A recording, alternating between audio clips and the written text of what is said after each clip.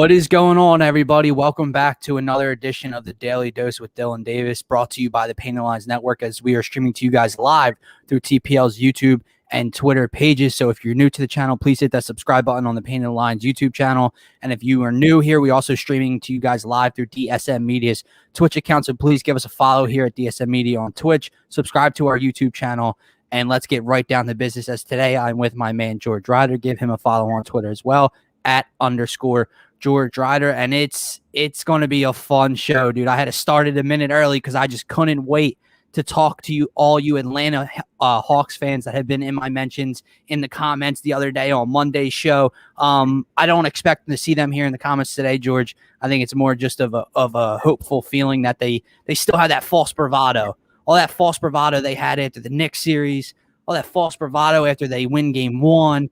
Hawks in 5. The Sixers have no answer for Trae Young. They're going to go to the Eastern Conference Finals. Yada, yada, yada. Bullshit. Here we are, series tied up 1-1, heading back to the ATL as the Sixers win by 16 last night at home on the back of a 40-burger from Joel Embiid as he drops 39 in game 1, 40 in game 2. So I guess that's where I'll start with you, George. All I keep hearing about nationally, on Twitter, from Hawks fans, hell, from some Sixers fans, I've heard it, is that the Sixers have no answer for Trae Young, and that's why they're going to lose the series. Trae Young, right? When quite literally the Sixers have proven that they have an answer for Trae Young after the first half of game 1. They started out with Danny Green on him on game 1. He cooked Danny Green. I think he had like 25 and 8 or 25 and 7 in the first half of game 1. Then they made adjustments at halftime. He comes out in the second half of game 1, different looks at him. I think he shot 30%. I think he was 3 of 10 from the field in game 1 in the second half with 10 points. Only one more assist or so. He struggled in game 1 in the second half. And he got locked up last night. He had 21 points. 6 of 16 from the field, 1 of 7 from deep. But all I keep hearing about is how the Sixers don't have an answer for him, and that will be the reason they lose this series. And then I look at it from our point of view, and I look at it from the MVP runner-up's point of view, who is quite literally averaging 39.5 through the first 2 games of the series. 39 in game 1, 40 in the win last night. But I don't hear a peep about how the Atlanta Hawks have zero answer, zero response for the big fella. Who are you going to, Clint Capella? That's cute. That's cute because Clint Capella is getting his lunch money taken. He was an astounding minus 25 last night. And if Clint Capella picks up a couple early fouls, as he did last night, or if Clint Capella is getting cooked and they try to throw different looks at him, George, they don't have any other bodies to throw at him. They're trying to. John Collins got a couple looks. Who's that? Ngakwe, whoever the backup center is, the young Ngakwe kid or whatever. He has no idea what to do right now against Joel Embiid. But all I keep hearing about is the guy who will pull up from the parking lot. I don't know if that's why. He's the small perimeter player. He reminds some people of Stephen Curry, and that's what they're looking for. The deep ball compared to a big man in Joel Embiid. I don't know what it is. The Sixers have an answer for Trae Young, everybody. The Atlanta Hawks have zero, zilch, nada for number 21 in the red, white, and blue. And that's where I'll start today's show. So, George, thoughts on that and just some thoughts on the game last night. Can we mention that he's averaging 39.5 on a torn meniscus? Yeah, on very efficient shooting, I might add. And he's still moving very as well as he did when he was healthy. It's incredible to watch. And all the Hawks fans, I saw a lot of actually after game 1, we saw a lot of people saying put Ben Simmons on Trae Young. Let's see what happens from Hawks fans. I think we saw it happen. 1 for 7 from 3, and even wide open. He had 2 wide open threes. He just absolutely missed. He had a really bad game, and he still dropped 21, and we still won by 16. If you shut down Trae Young, which I assume that is going to happen most of the series with Ben on him, what is their other scoring option that's going to win them the series? Nobody. They got 20-some from Kevin Huerter last night. Shooter. I like Huerter, but no, he's not gonna win you the series. So last night was awesome. I mean, from the jump, they just came out firing. Danny Green sneaks one off the tip. scores right off the bat, building goes crazy, and then just momentum drove us the whole time. And like after every single Hawks little comeback too, we just kept pulling away. We didn't see an all bench lineup from Doc, which was incredible. Love to see that. Toby goes out there and starts the game 8 for 9 from the field. Like just an amazing game too. A great way. So I want to touch on all the bases on today's show. I want to cover every angle, every key to victory from last night. You mentioned Toby, Doc. We're already talking about Joel, Ben's, and the team's defense on Trey. And I guess we'll just continue there with Trey. And you're going to hear me say it a lot this series. Pressure, burst, pipes, my dude. The Atlanta Hawks had their fun. They punched the Sixers in the mouth in the first half of game one. What did you see in the fourth quarter and then the second half of game one? When the Sixers got their heads out of their asses and applied pressure, the Hawks, not even just saying this as a Sixers fan, the Hawks looked shell-shocked. They looked scared. They looked scared for the moment in Philadelphia, all that. Game two, the Hawks get punched in the mouth. Now, don't get me wrong. I got some admiration for the way they cut it. They kept cutting it to 1 to 2 to 3. They took a 2-point lead in the third quarter for 10 seconds, but they kept the game close for as long as they could. But pressure burst pipes, man, and not just sticking with the Trae Young thing. Not only did you start Ben out on him, and you gave the Defensive Player of the Year the first look at him, which I loved, and if it wasn't him, it was Matisse. So I love Doc's strategy there. But they also hedged the screens so much better last night. They trapped around the high screen so much better. They didn't allow him. They didn't drop back Joe so deep into drop coverage and allow Trae Young to infiltrate the painted area and get off that little 8-foot floater or 6-foot floater or get the lob to Capella a lot. They got a couple lobs last night. He had like 2 floaters, but they were hedging the screen and not allowing him to do that and making him get rid of the ball. And then they denied him the ball pretty well after he got rid of it. So I think the Sixers defense, their adjustment to guard Trae Young last night is something I really hope Doc continues throughout the series. And I don't see any reason he would shy away from what what he did last night. We have a comment here from Ben. Good day, George and Dylan. Go Sixers. I'm assuming that's what he meant to say. What's going on, Ben? Thank you so much, man. And then just let's get to your next point, George. Tobias Harris. Yep. I think he had 22 last night, which if you go from his first quarter stat line, probably a little underwhelming. But what I'll say about Tobias Harris last night is he set the tone. He's the one that came out and punched Atlanta in the mouth last night. Okay? He came at 16 first quarter points. He was unguardable early. You want to throw whoever was on him. They were also another thing. They were hunting Trae Young on the offensive end, which is something that they didn't do in game one. But whether it was Bogdanovich, whether it was Herter, whether it was Trae Young, whoever it was, they had no answer for Tobias Harris early. And he's the one that came out and punched them in the mouth and really set the tone offensively for the 76ers. 76ers offense, the starters were spectacular, I thought, last night. And he's the one that came out and set that tone. And that's something that I really was happy to see. And then, to your next point, Doc Rivers, something I said to you before the game. I think Doc's done playing around. It's something that we've questioned a decent amount with his, and something that I was very frustrated with after game one was that hockey shift, that 5 in, 5 out, all bench unit. And you see him kind of do it in the first half. I know Toby was out there with 4 bench players, so it wasn't a full hockey shift, I'd say, for a lot of the time. But the bench got outscored, 32-0 in the first half. And that's why Atlanta was able to stick around and hang in this game, George. He was done messing around, dude. It was over.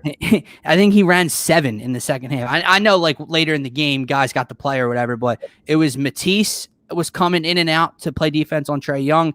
And when Shake got that nod, which is the next point that I'll get to, and that we'll get to, those were really the only bench players that I remember playing meaningful minutes in the second half. I think George Hill did as well. I'm sorry. So I think George Hill was in for 20 minutes. And then Dwight came in. Joel played the entire third quarter. Dwight started the fourth quarter, and then he brought Joel back in. So he played more than 7. But my point is, it was a strict 7, and then Hill and Dwight came in sparingly throughout the second half a little bit. So that's something I really, really like to see. And again, I hope that adjustment continues throughout the course of the series and the course of this postseason. Ferk, it's over, dude. Everybody on the Sixers was a plus last night. Max was a -4. He struggled. He's been forcing the issue the first 2 games of the series. Yeah. but Ferk was a -11, dude. He goes You know, out. like the kind of indictment that is on you, like That's rough. that's a bad look, Ferk. But George, here's my next question for you, man. Where were you when the Shake Milton game happened? Because my God, Shake and Bake came out to play last night, and I guess he was just ready for when his number was called. I guess like I think I saw a report that he was in the gym at like 10 p.m. the night before getting shots up or whatever. But I've been very critical and I've been very hard on Shake Milton this season. And I was done with him. And I think a lot of Sixers fan base was, especially with the way Tyrese Maxey was playing. He became the fan favorite, and everyone was tired of Shake. But Doc had to dig down and dig deep and reach down deep on that bench because he was getting literally nothing offensively from his bench last night. And Shake came in and a light switch went off, dude. Three ball at the buzzer from deep. Gets in the lane, little fade away. And he cooked. I think he was 4 of 5 from 3 or 3 of 4 from 3, one of those. I think he had 14 points in 11 minutes of run there. And he's the reason that, because the Hawks had taken the lead. I think it was 82-80 in the third quarter. Yep. He inserted Shake, and that was it. That's all she wrote. That game was over. Yeah, I feel like, because, like, you know, Shake, you lose your minutes to a rookie. Things aren't looking great for you. You haven't looked good in, like, 2 months. So him getting that chance, opportunity after Korkmaz goes out there, just terrible. The bench scores 0 points. Him getting that opportunity, like, it was do or die for him. Like, that was going to get him minutes coming forward in the playoffs, and he didn't miss a beat. And, like, I don't think we lose that game no matter what, but Shake Milton off the bench is a huge part why we started pulling away and getting a blowout at the end.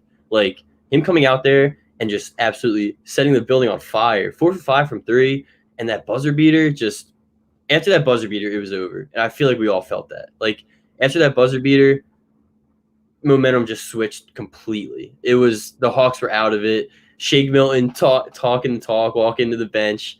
He was a shooter. Like, he looked like the guy that he was against the Clippers. He looked like the guy that he was at the beginning of the season. So if you get that from Shake Milton, then this bench just gets so much more dangerous. And it gives you so many more options because – Shake wasn't really a big option coming into the series. You see him last night. You see what he did. He's going to get minutes. He's going to get on the floor now. And hopefully he's going to not be afraid to let it fly because if that shot's going down, then Shake's cooking. Shake is cooking. Yeah, and again, this is no expectation that Shake Milton's going to come out and hit 4 threes off the bench for you. Hell, hit 3 threes off the bench for you.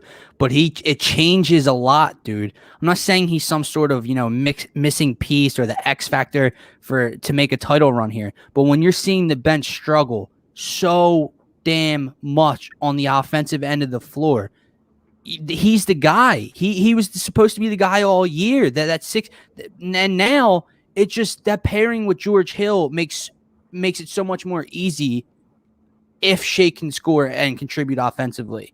Because now George Hill, he hasn't been looking to score. He's been just looking to run the offense, but he's had no running mate to score, right? Yep. Now that's going to make life easier for him. When Shake came in last night, Dwight Howard looked 1,000 times better.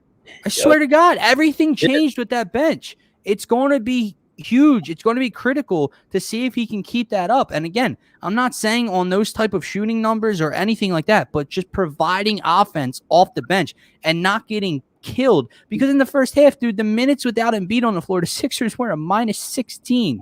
Yeah, it's bad when he's off the court. And, like, the way the bench is performing, like, just having a guy like Shake that can make us a little bit deeper is huge for us, especially because he wasn't giving you anything before that game. So having Shake to maybe even take – because, like, you're relying more on a rookie than you are on Shake Milton. Right. And if Shake Milton is going to actually perform and give you numbers, not even like last night, because last night you're not expecting 4 for 5 off the bench from 3, but if he's giving you that, that's a huge, huge thing for us.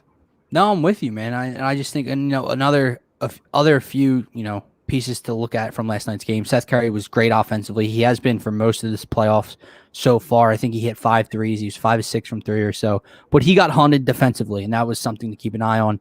Danny Green continues to struggle from deep so far in this series. I have faith in Danny Green. I think he had 8 assists last night. He's affecting the game in other ways. He did not get cooked on the defensive end as people on our postgame show were making it out to seem. Yeah, he got beat by Danilo Gallinari once or twice, and it's a bad look. Don't get me wrong, but it's not he didn't cost you anything. He was a plus 12 in a 16-point win. Last night just wasn't the night to get on Danny Green. Ben Simmons didn't do much offensively, but we all know what he did defensively last night, and that's just a conversation I'll have with you real quick before I get back to the whole big picture of this series and how it's played out so far, George. It's just that, Ben Simmons had 4 points. He was 2 of 3 from the field. He only took 3 shots. And we were talking about this on DSM Media's post-game show last night. He's so damn polarizing. And I say that because he is one of the very few, maybe the only player I know in this league that is on a game-to-game basis of what you need. Right? So I get it. Against the Brooklyn Nets, you're going to need the defense that he put out last night, that defensive effort, but you're going to need more than 3 shots. You're going to need more than 4 points. I am well aware of that. But you can't be mad about that stat line last night because it's just not what the game called for. It's not what Doc Rivers called for. Right? He only had 4 points. He didn't hunt his shot, but he wasn't detrimental to the offense. He wasn't, clogging up the offense. He wasn't turning the ball over. He wasn't forcing the issue pace-wise. He wasn't stalling the offense. The offense was fantastic when Ben Simmons was on the floor last night. He just didn't happen to have the ball in his hands a ton for it, right? So he wasn't a detriment to your offense. He locked up Trae Young. I think he had 7 assists or so. It's just what it called for. Now, the next game might call for him to put up double-digit shots and have 16 to 20 points. I don't know. But it just last night, guys, isn't the game to harp on the 4 points. No, to put it lightly, I don't give a damn if Ben Simmons is putting up 4 points if most of his effort is going towards shutting down their number one scorer. Like, he went out there and he did what he had to do. What did we want to do going into game 2? Shut down Trae Young. What did Ben Simmons go out there and do? He shut down Trae Young. He didn't turn the ball over. Yeah, like you said, he had 7 assists. Ben Simmons had a fine game, especially on the defensive end. He had an amazing game. Right. So I don't care if he's scoring 4 points, especially if the offense is cooking. Now, again, against the Nets, that story might change because not only you're going to need the defense, what firepower you're going to need offensively from your second best player, right? Yeah, no doubt. Now, that's not saying Ben needs to score 20. I'm not saying any of that. But it's going to be a game-to-game basis. It's also on a win-loss scale, right? So I say that because JD made a great point last night. And it's what is really aggravating to me about our fan base and everything like that is game 1, Ben Simmons had 17 points. Pretty aggressive, had 17 and 10. We didn't hear a peep about Ben Simmons' performance, really. The free throw line you heard about, but whatever. But you didn't hear a peep about his aggressiveness, his scoring, his points, all that. They win or lose game 1, George? We lost game 1. Okay. He had 4 points last night. 3 shots. We win or lose last night, George? I think we won. We won by 16, right? Oh, yeah, we did. Oh, okay. See, that's the point, guys. So remember how months ago I was sitting here saying to you, I really think a portion of this fan base would, be more quiet in a 25-point Ben Simmons performance and a loss compared to a 9-point Ben Simmons performance and a W. And that's what I cannot stand. He didn't hurt your offense in any way, shape, or form. The offense was actually fantastic when he was on the floor last night with it. He locked up their best player. And if he locks up Trae Young like that, they lock up Trae Young like that. Good night, Irene. Good night, ATL, because it's over. Because that's the only prayer that you had. So I don't get it, man. I just wanted to touch on that because I know it has been a topic of discussion on social media and with some people. I can't stand it. But just getting back to a bigger scope, the larger scope of this series, George, and it's almost as if, it's crazy. And I think it's the Hawks fans that are making me a little insane right now. Because I don't know where they came from. I don't know where all this bravado came from.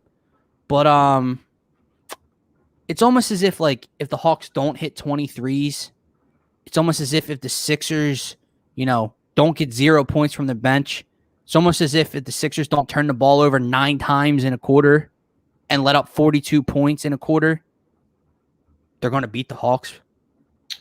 Pretty handily, I think. Here's a stat for you. In the second half last night, and this is before the game ended, so there was still time left. The Sixers have 57 points and 0 turnovers on 40 second half possessions. Now, I'm not expecting that, No. but it's almost as if they don't kick themselves in their own ass and don't get in their way against a lesser talented team, they're going to win, right? And this brings me to my next point. I've talked about it a lot. Plus minus is a very skewed statistic. Am I right or wrong? In every sport, yeah. Right. But we now have a 96-minute sample size of it. We have 2 games sample size of it. The Hawks have won a game. The Sixers have won a game. What's been the one consistent? The Sixers starters have all been a plus by a pretty decent, margin. And the Hawks starters have all been a negative in the first 2 games. Both games. I think that's a very telling tale of what's going on, dude. I get it. The series is 1-1. The Hawks did their job. They stole a game. They took home court away from the Sixers for the time being. I get all that, guys. Context. Like I said, George, 20 made threes. The Sixers gave up 42 points in the first quarter. They're the best defensive team left in the NBA right now. Yep. 9 turnovers for 16 points off turnovers for Atlanta in that first quarter or first half. Like, if that doesn't happen, who's the better team? If that's showing you that. It's not even close. I mean, game 1, they come out there and they make 23 pointers. They average what? What's up, Abe? They average what, 12 a game during the regular season? They averaged 12 a game in the regular season. They averaged 12 in the next series. And they made 11 last night. It's almost like after a game 1 loss, you make adjustments and the better team prevails. That's a good way to put it. Right? That's kind of how it works. They made defensive adjustments on Trae Young. They did everything they had to do in game 2, and they won by 16. Danny Green doesn't go on Trae Young again. Ben Simmons starts the game off on Trae, and Trae goes out there and he's 1 for 7 from 3, 6 for 16 from the field, and the Sixers win by 16. I mean, the Atlanta Hawks fans are going into the series are very cocky and confident. And after game 1, it was Twitter. Exactly, guys. Where are y'all at, dude? Because I had them on this show on Monday, and I told them, please come back on Wednesday. Come back. And they were like, oh, we'll be back. We'll be right here. If you are, y'all are quiet. You're not commenting because I don't see any of yous right now. I would love to see a Hawks fan perspective right now. There's no way you're confident. I said this, George, they're acting like they are on Twitter and on social media, but there's just no way. I'm being realistic. As a Sixers fan, if the Sixers had a 27-point lead in game 1, and then a 17-point lead with 5 minutes left in the fourth quarter, and they literally almost lost the game, the Sixers cut it to 2 with 11 seconds left. They almost lost game 1, and then you get your asses whooped for about 44 of the 48 total minutes last night. Panic mode. I want to be confident. I'm being dead serious with you. I'm not saying this because I'm on the other side of this argument. I'm being completely 100% real and honest with you guys. I would not be confident if the roles were reversed with how this series has played out so far. But somehow, some way, I don't know if it's their way of coping with how this series has gone so far, and they're trying to keep hope, maybe. But man, it's not even just that. It's you're also looking at the number 1 seed in the East with runner-up of Defensive Player of the Year and MVP against a far less superior Atlanta Hawks team. There's no way you are confident. Even going back to Atlanta, it's 1-1. If it was 2-0, that's fine. You can be confident because I'm scared if I'm the Sixers. Right. But no, there should be worry. Yeah, I mean, we were talking about this a little bit, man, but we'll get back to it right now if you want. Doc, that's a big thing. He's adjusted on the defensive end, and he's adjusted with the rotations right now. He's not playing around. And when it gets to the starters, I said it, it's a 96-minute sample size, and plus minus, I don't like to use that as the focal point of an argument. But for 96 minutes, the Hawks starters have been a big negative, and the Sixers starters have been a big positive. And the series is 1-1. I think it's very telling just how sloppy the Sixers were in game 1, how hot the Hawks were in the first half, and how the Sixers bench has performed so far. I think those are the big 3 things that the Hawks stole game 1. They did their job. Don't get me wrong. But I'm not in any way, shape, or form scared or nervous going forward. And I'll just, there's a couple more people in here, so I'll bring up that argument we started the show with, George, and I'll just base this to dives into Abe here. I'm just tired of it. I'm tired of, I hated every single year after the Eagles won the Super Bowl, the underdog mentality, the backs against the wall, everyone against Philly, right? I hated it because if you're a good franchise, you don't need that, right? It was fun for a year. It was cool for a year. I don't want that every single year going forward. And now it's like somehow the national media and even fans in our own city on social media have portrayed this, the 5 seed Atlanta Hawks have a better chance to upset the 1 seed Sixers than the Sixers do at beating the Hawks. I don't get it. I don't. And the reason why, I just keep hearing Trae Young. The Sixers have no answer for him. When the Sixers have literally shown that they have an answer for him after the first half of game 1. He struggled in the second half of game 1, and he got locked up last night. 6 of 16 from the field, 1 of 7 from deep last night. Reversely, the Sixers had the MVP runner-up, who's averaging 39.5 through the first 2 games. The Hawks have no answer for him. So I don't understand where I'm hearing and why I'm hearing the Sixers are going to lose the series because they don't have an answer for Trae Young, when it should be the Hawks don't have a goddamn chance to win the series because they don't have an answer for the MVP runner-up. And that should be the story.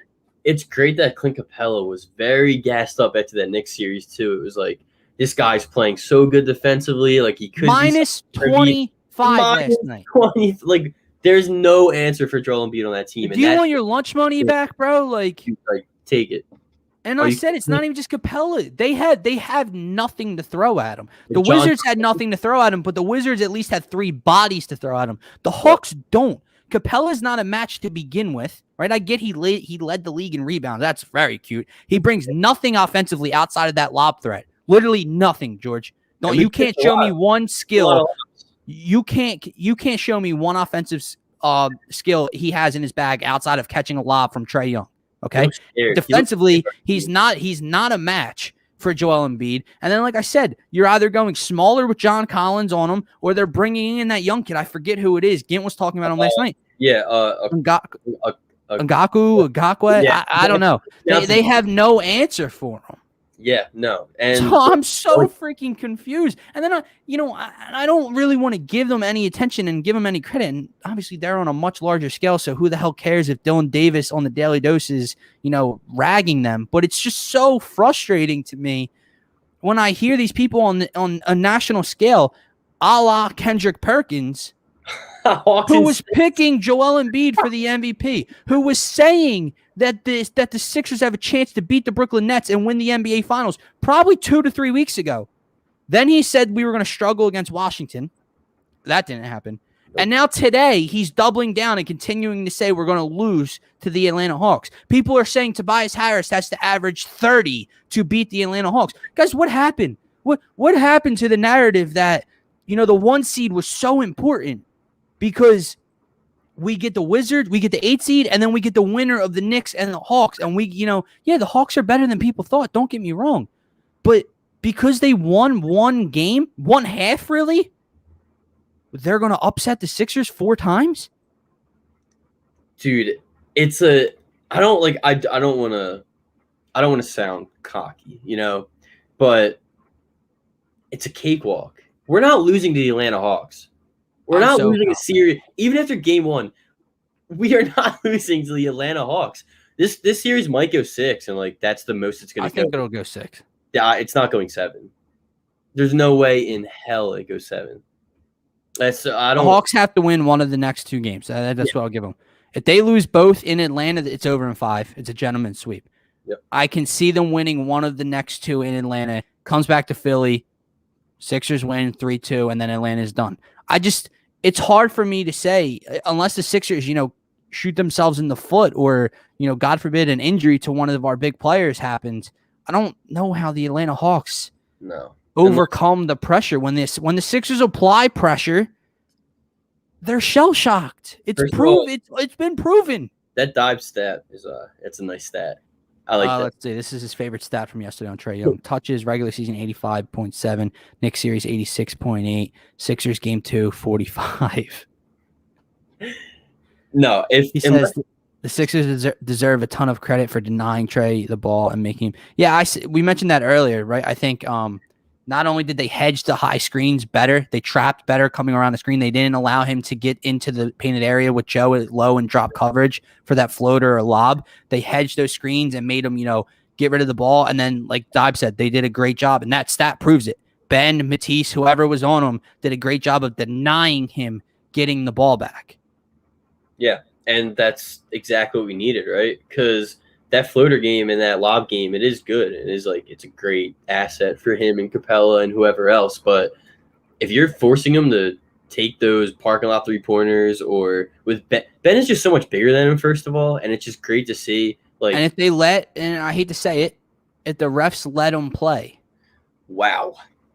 Yeah, I mean, if they let him play. And dude, the funniest thing was, so you know how Ben made those comments after game 1 about how he wants Trae, but the refs have to let him play, not calling those fouls. And I saw Hawks fans again, quote tweeting it and commenting on the video about how, you don't basically saying he has to foul Trae to stop him. No, dipshit. That's not what he's saying. He's saying he's going to be physical with him, so don't be calling no ticky-tack fouls when Trae Young throws his head up in the air after a little bit of contact to his arm. That's the point of that statement. Not saying he has to hack Trae Young all game. He's going to get down, he's going to get physical with him at half court. If they're going to call the game tight, and as soon as Trae Young gets touched on his hip and they call a foul, they have Trae Young's going to eat that game. But they allow the best defender in the league to be physical with him, not foul him, just be physical with him. It's a different ball game, and you saw it last night. Yeah, and Trae's still getting those calls too, and it's very, very frustrating. That's why Ben, after game 1, when he got on him in the second half, he picked up his 3rd foul so fast because of little ticky-tacky calls, and that's why he had to get off of Trae that quickly. So him starting the game off with Trae and locking him down from the jump, not even a slow start, from the jump, Trae Young was locked up, and he couldn't even find a 3-point shot. He couldn't even put one up in the beginning. Dude, he was a -11 last night again. I know. And he's been a -11 the first 2 games of this series. Solomon Hill was -18. 18, dude. Capella 25. I'm pretty sure the lowest one on the Stars is -9. Yep. Yeah, so that was Collins. And then here's a very telling tale for you. We know what Gallinari and Kevin Huerter did last night offensively. They were both the reason that the Hawks kept themselves in the game for as long as they did. Huerter was a +4 and Gallinari was a +2. How telling is that? They dropped 20 and 21 points on 8 of 10 shooting and 7 of 15 shooting. Mind you, that's not going to happen again. So let's throw that out the window. Maybe one. That's why I think it'll go 6, because I think at one of the home games in Atlanta, they'll all catch fire and they'll hit 17 threes. Or I just had that feeling. I really do. I hope I'm wrong, but that's not sustainable enough to beat a better team 4 times. It'll win you 2 games. It's not sustainable enough. And I think that's what Hawks fans just got this big head. Well, we do shoot like that. We really shoot like that. No, you don't. You don't. And that's the word. That's the most frustrating part about these fans. They come in here they're a complete team that is going to shoot the lights out, and there's not. It's not them. And I don't like how they really do think that. Pull up that last comment though, because that is true.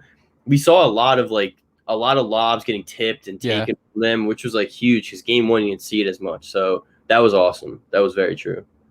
Yeah, man. And Abe said Hawks game is Trae pick and roll. And Dives put up that stat before the series started about they are heavy pick and roll. Score, lob, pass out to the corner 3. Sixers trap Trae from half court, forcing Trae to have the pass before the pick and roll, throwing them off of their game plan.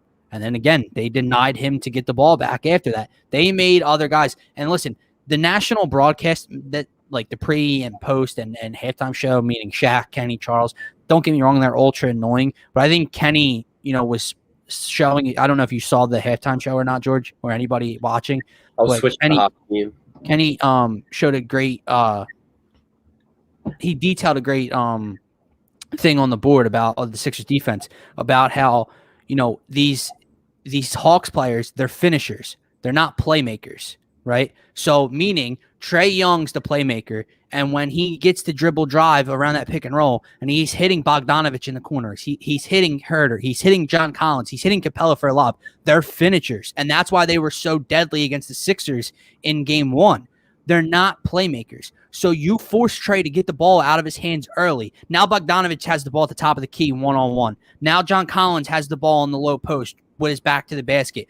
They're not playmakers. They're not that. They're finishers when they have open looks. They're finishers when, they're catch and shoot instances like that. They're not playmakers where they can put the ball on the floor. Here and there they're going to score, sure, but they're not going to beat you that way. And the Sixers did that job last night. One of the last points I want to make today before we wrap up today's show, George, is just the one thing I wanted to see after Game 1. The Sixers got punched in the mouth in Game 1. How do you respond? And they even posted a thing about it. Goal for Game 2, respond. Mission accomplished. They responded, and they responded in a big way. They punched Atlanta in the mouth last night early, and they never allowed them to get back up. Atlanta had one lead. They had a 2-point lead in the entire game. Yep. And it was in the third quarter. Yeah. Like what are they going to say? Well, we kept it close. Congratulations, bro. Don't matter. You lost by 16. Close, but no cigar, buddy. Like, but they were the ones beating their chest when they had it. We were up by 27. Yeah, well, you only won by 4, pal. So it's going to be an interesting series, I think, going forward. But just where my head's at, I'm really not that worried. I think the Sixers showed you exactly how to slow down and how to beat the Atlanta Hawks. I think it's that simple. Yeah, it really is, because as long as you have an option or two that can shut down Trae Young as their top scorer in Atlanta, you should have an easy road ahead to win the series. And it should not go 7. It should go at least 6. So, or at the most 6. So, as long as Ben's on Trae, Tease is on Trae, you're shutting him down. You're not giving him that until Ben gets 3 early fouls, and then the game plan has to change. Because even Trae with the one parking lot 3 ball, Ben just gets up there and blocks it. He's so much bigger than him. So I'm on your boat. I don't have any big worries about the series. No, now again, I'm not acting like I'm super. No. Don't get it wrong. I'm not sitting back, relaxing, sipping on a drink when Game 3 starts. I'm on the edge of my seat, nervous as hell, screaming, everything like that. But as a whole, worry about the entire series, about them losing and getting knocked out in the second round, I'm just not there. I'm really not. Now, if they got their doors blown off in Atlanta in Game 3, my tone's going to change. But I don't see that happening. I'm not being biased. I'm not being unrealistic. I just don't see it happening. I'm not falling for this national media shit narrative that all of a sudden the Atlanta Hawks are some world beater. They're not. We're just better. And what's next? They're going to beat the Sixers, and then they're going to beat the Brooklyn Nets and go to the NBA Finals. Is that the next tale? Yo, Trae Young. Nobody's stopping Embiid, and that's the biggest thing out of all this series. Nobody is touching Joel Embiid. And if that is the case, and if he's healthy, come on. Right.